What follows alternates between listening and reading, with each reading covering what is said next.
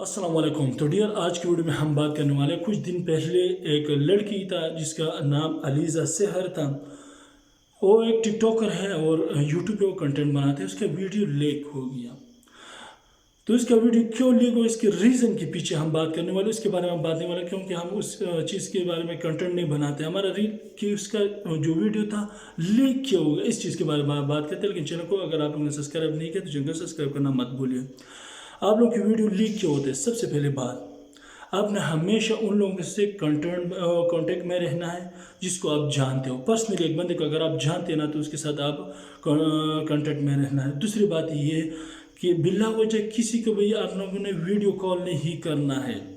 Video call क्योंकि अगर for example मैं एक बंदे को कॉल कर रहा हूँ, अगर वो बंदा असली नस्ली मतलब अगर असल नस्ल का नहीं होगा, गैर नस्ल का होगा ना, जिस तरह वगैरह वगैरह में आता है, तो क्या करेगा, मेरा वीडियो रिकॉर्ड करेगा। दो बातें, जो मेन बात है ना, आपने सोशल मीडिया के ऊपर कभी भी अपना जिस्म किसी को भी दिखाना नहीं है वीडियो कॉल में। उस लड़की बहुत मैं उसका नाम ताल्लुक पंजाब से, बहुत अच्छा कंटेंट बनाता है, रील्स बनाता है। टिकटॉक के ऊपर तकरीबन 1 मिलियन फॉलोअर इसकी, और यूट्यूब के ऊपर भी उसके तकरीबन 1 मिलियन से ऊपर फॉलोअर है, 1 मिलियन प्लस फॉलोअर है।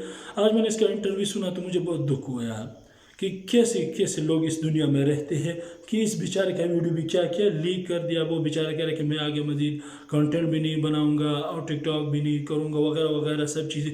तो उसके बैकग्राउंड के बारे में मैंने रिसर्च की तो बहुत गरीब फैमिली से ताल्लुक़ रखते हैं। लेकिन इसका वीडियो क्यों लीक हो गया? इन वजह से कि उसने एक ही गलती कर दी कि आपने पता नहीं उस कौन सा अपने जिस्म का कोई पार्ट, मतलब पता नहीं कौन सा पार्ट उसने वीडियो में उस बंदे को दिखाया जिसे वो कहते कि मैं उससे शादी करने वाला था।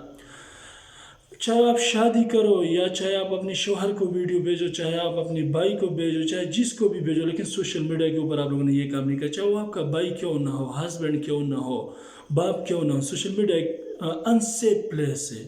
मतलब इसके बारे में ये अनसेफ इसलिए कहता हूँ ना कि सोशल जो हमारा डेटा ट्रांसफ़र हो रहा है, आ रहा है, मैं रिसीव कर रहा हूँ या ट्रांसफ़र कर रहा हूँ वगैरह वगैरह, तो ये रास्ते में भी लीक हो सकता है। ये आपका मोबाइल है तो मोबाइल कभी भी सेफ नहीं रहता।